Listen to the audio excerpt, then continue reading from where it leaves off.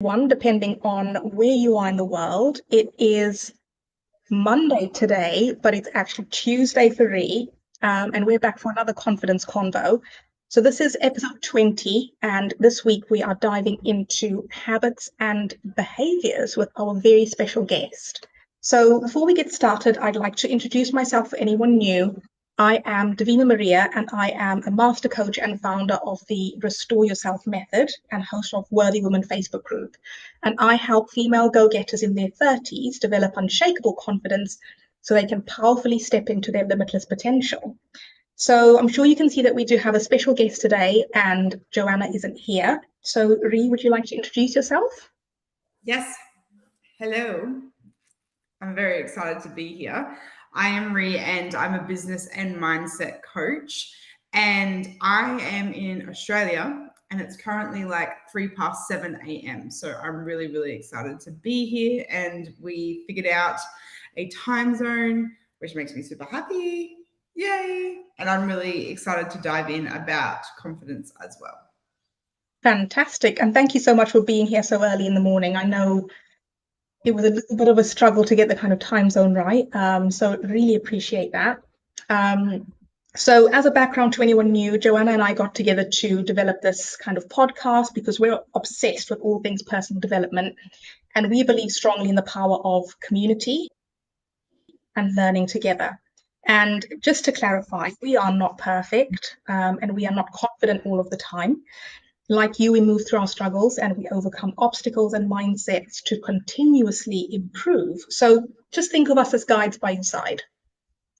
So Ree, today's topic was habits and behaviors to support our confidence.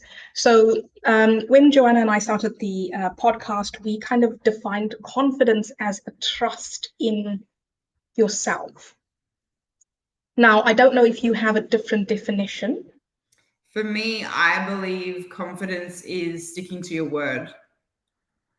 You're gonna your confidence grows more when you stick to your word. So I'll give you an example. Say, for example, you're like, I want to lose weight, I want to get healthy, and I know that I'm going to do this habit and go to the gym and prep my meals and blah, blah, blah, blah, blah. You're more likely to grow confidence by sticking to the words that you just told yourself rather than going, oh, I'll start tomorrow and no, I can't do prepping today and I can't go to the gym today because of XYZ. You're breaking down your confidence by disobeying the words that your word is law, right? So you're disagreeing with your own words or going against your own words, I believe your confidence can decrease. And over time, confidence increases when you devote yourself to what you say. 100%. And I was actually just thinking about that when I was prepping for this episode, because when we're talking about confidence being sticking to your word, having trust in yourself, and I suppose it's sort of like linked because the more you stick to your word, the more trust you have in yourself, totally.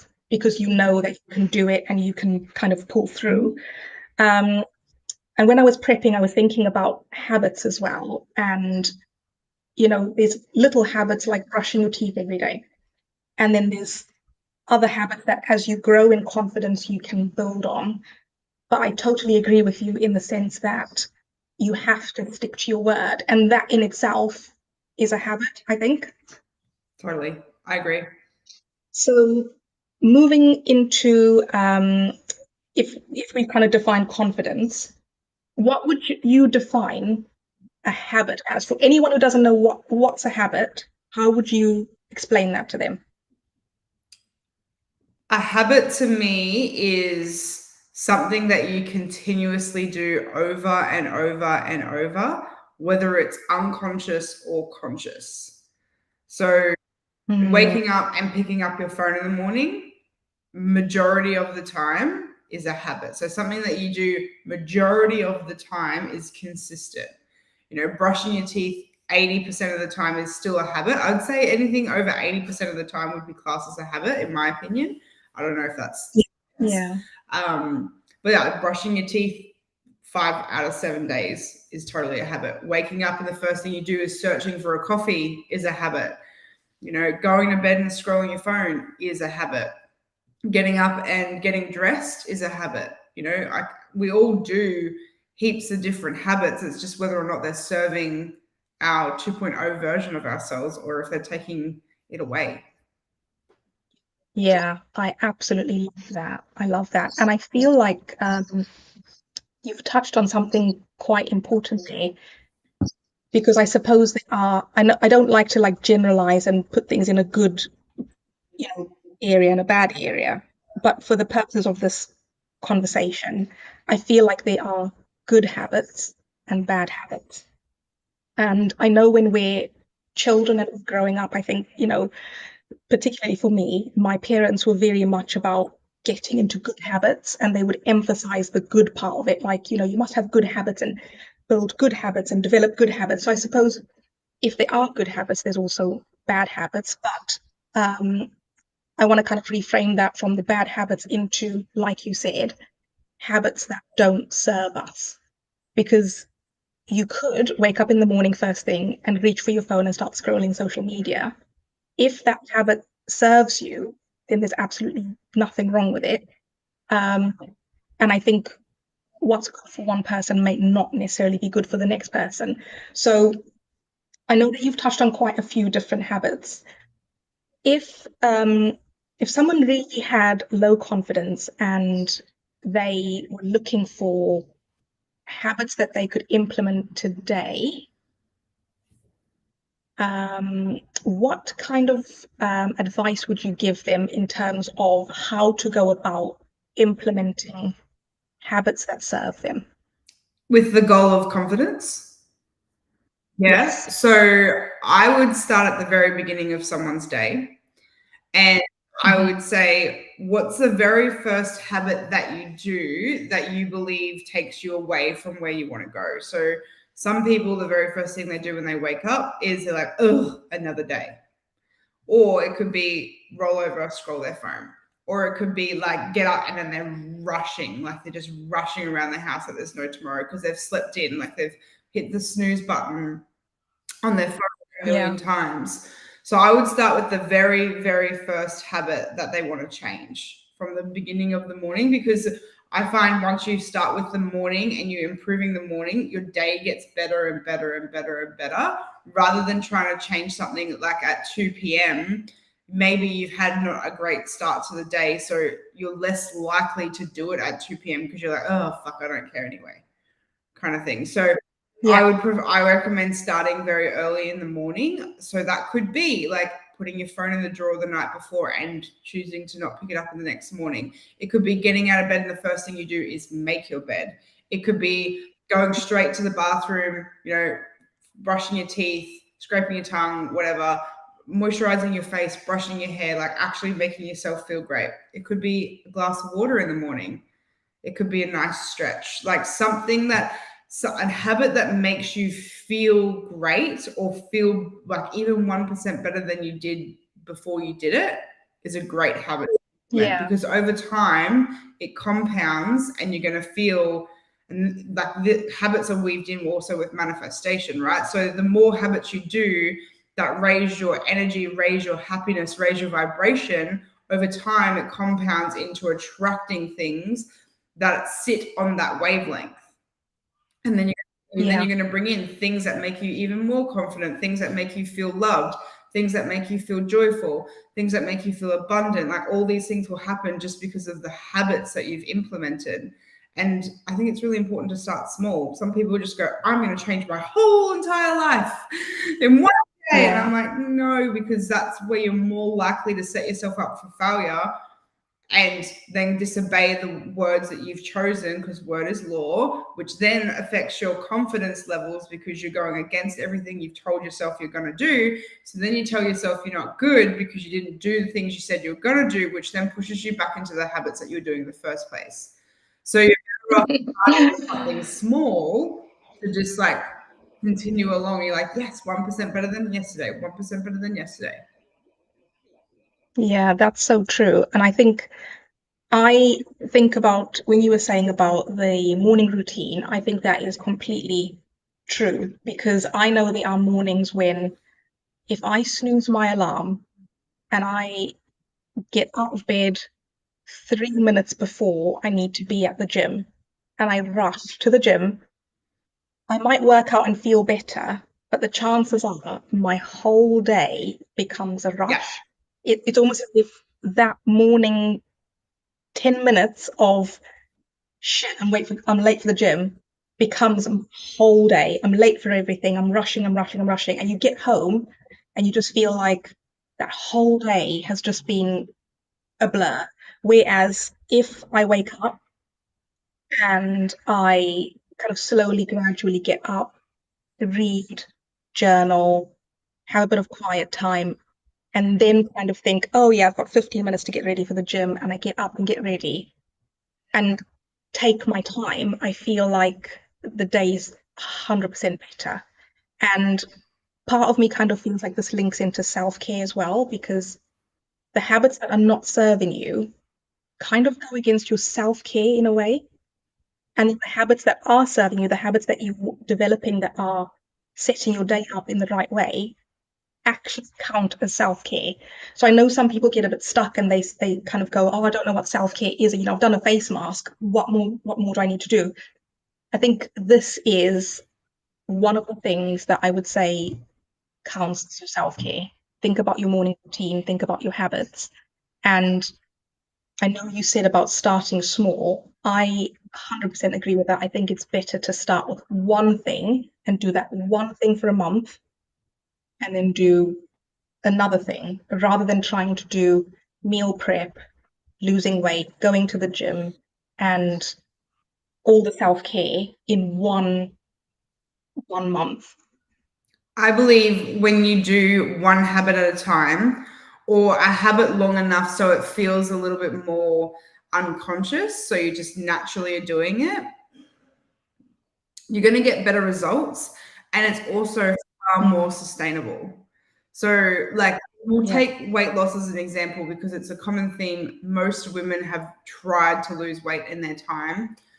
I find that when they try to go all, and including myself, I've totally done this in the past, where they've done the all or nothing, like they've gone really lean in their diet. They're, going to the gym for 2 hours when they were doing 0 hours a day. When they're trying to drink like fucking 3 liters of water when normally they're drinking like 3 liters of coffee. Like doing that all at once, it puts the body into shock. Like the body's like, what the hell is going on? Yeah. It affects the nervous system. So you could feel a little bit like on edge and a bit antsy because all of this change, detoxing, all that kind of stuff. Then that can feel too much pain in the body. Like it feels like this is far too much for my body. I can't handle this. This isn't sustainable. So then you go, no, I'm not doing it. Whereas Too hard. yeah, and whereas if you just do it like a bit by bit, like even if you went by meal, like this morning, I'm gonna have, a nice amount of protein and some, plants and whatever. And then you're like, great, I've like nailed my breakfast. My breakfast is amazing. It's a wholesome diet, blah, blah, blah, blah. Then you can move on to your lunch and be like, okay, like how can I make this a wholesome meal as well? Rather than being like, I'm gonna change everything because you're wired for certainty. You're wired for similarity. So when you go to like break it and change it up and be drastic with it, it's definitely doable. Do not get me wrong. It's definitely doable. It's more so doable when there's a lot of pain motivation. So I talk about a lot with my clients. We either are motivated by getting away from pain or towards pleasure. And if we're talking in the context of health, people are more likely to change their health when there's something really painful happening with their health, like, had a diagnosis or like they're super overweight and like they've been bullied or something. Like they're more likely to go, this, I'm done, I'll change it. And that's when they will change everything because the pain is so strong that changing everything at once isn't as painful. So that's more likely to do like the I'll change everything. But if you're like, no, I just want to be motivated towards pleasure, I don't want to wait for something so painful that I have to change everything, start with sustainability. Start with something that feels sustainable. Pick one habit, break all the habits down that create fantastic health or wealth or love. Like pick your topic and then go, right, okay, these are all the habits I can start to implement. What's the easiest one, and what's the one that's going to ripple effect into the whole area that makes me go, yeah, I want to eat better, or yeah, I want to drink more water, or yeah, I want to be off my phone more, or yeah, I want to clear head. Like, what's the one that's most important to you, and focus on that one first and implement it in a way where it's effortless rather than, oh, I need to change my whole entire life in order to create this habit, because you're less likely to do it because you're going to come up against challenges. So I think you've got to be smart with habits so you can trick yourself to do them. I love that. You can trick yourself. Before you even know it, you've changed. Yes. I absolutely love that. So my kind of last question before we wrap up. I'll use myself as an example. At the beginning of the year, one of the things I really wanted to get back into was reading every single day. And I said to myself, okay, before you go to bed, what you're going to do is you're going to read at least one page of a book a day. So you don't have to read the whole chapter, you just have to read a page. And if you are really into the book and you want to read more, fine. If you are so tired that you just want to drop off to sleep, just do your page, shut your book, off to bed. And thankfully, I have managed to keep up that habit. So I'm still reading now. I read more than a page now, but at the beginning, a page was really hard going. So what would you say to someone who, a bit like me, says, okay, I've done my habit, I'm sticking to it. How do I know that I'm ready to kind of add something else into it? Because I don't want to overwhelm myself and like fall off the wagon completely. So how do I know that I'm ready for the next good habit? I believe it's when it's unconscious. So when you're like naturally already doing the habit. So say, for example, tonight, if you wind down, brush your teeth, put everything away, jump into bed, and then you pick up your book before you pick up your phone, and you're like, oh shit, I picked up my book rather than my phone, then naturally your habit is super unconscious and you're just doing it.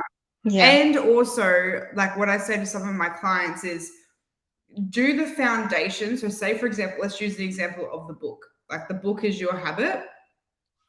You can still do other habits on top of the book.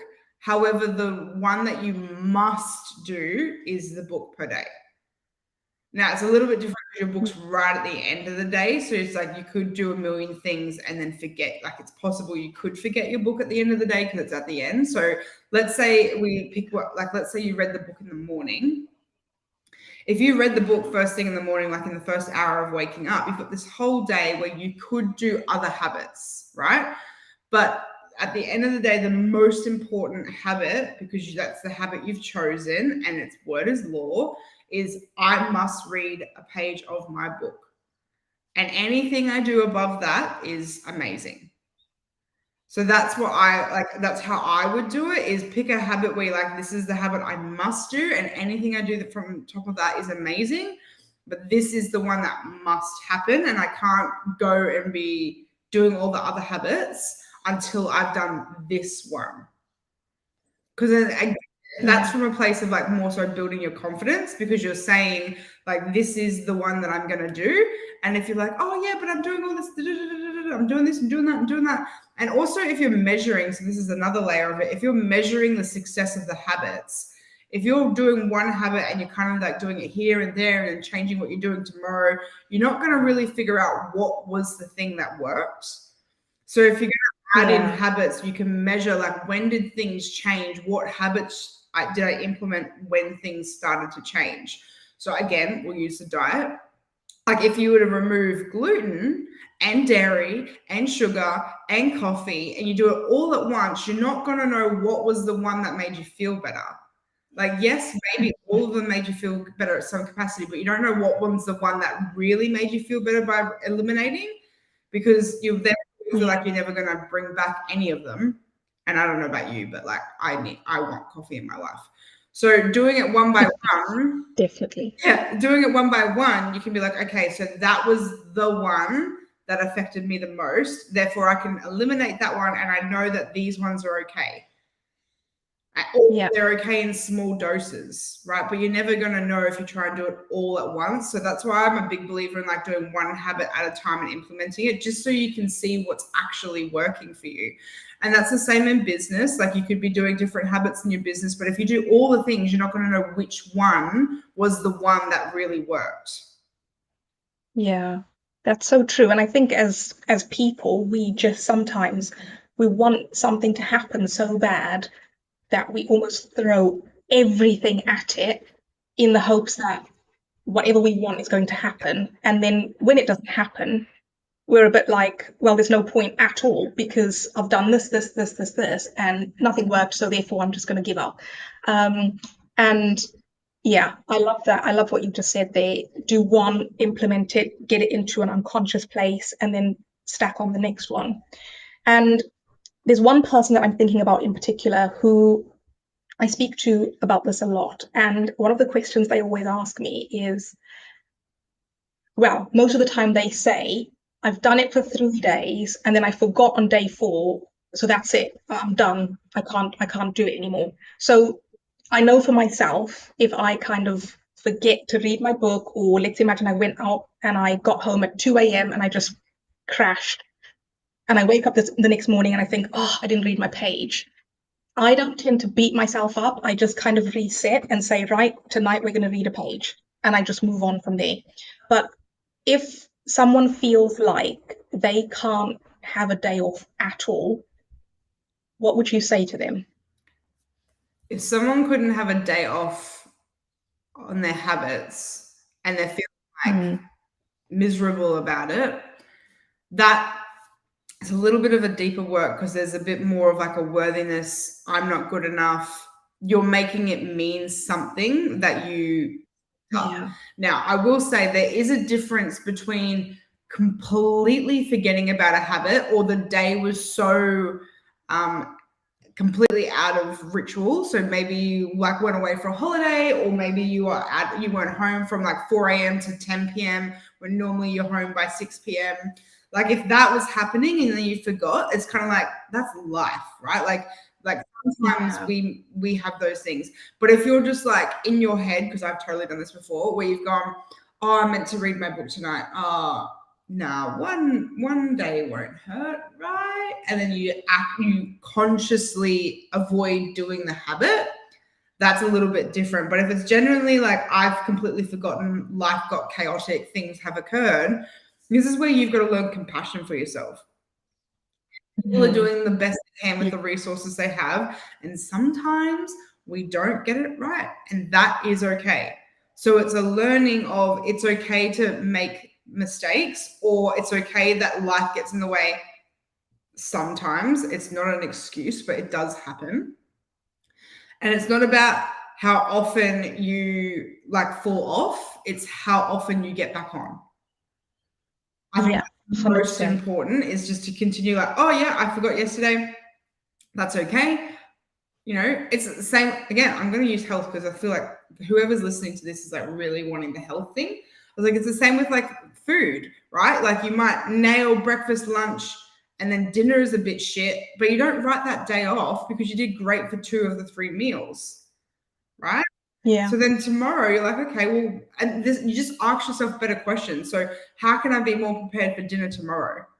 Like start asking yourself questions where you're like, how can I improve for tomorrow? What could have I done differently so I'm better for tomorrow? Like ask yourself better questions so you'd be like, cool, how can I be more prepared? What can I do differently? Yeah. And that will help you significantly. I completely agree with that. And I think that is the that's the message that we kind of put out a lot on this podcast, is about having self-compassion and allowing yourself to have the days when you don't get everything right, because nobody can get it right all of the time, not even one person. So self-compassion is definitely the kind of ending tip that I would like to leave everyone with. I feel like I could talk to you about this topic for a lot longer. We might have to get you back on the podcast, but it's been so good chatting with you. Thank you so much for being up so early and being on our podcast. It's been so great to have you. for everyone listening, we're back in 2 weeks' time on the 18th of October. And for more information on who we are, what we do, and our love of all things confidence and self-development, you can find or follow us from our social media information, which will be posted below in the comments. I will add Ree's information as well if you'd like to give her a follow. And if you've liked what you've heard, feel free to like, share, or subscribe, and we will see you in 2 weeks' time.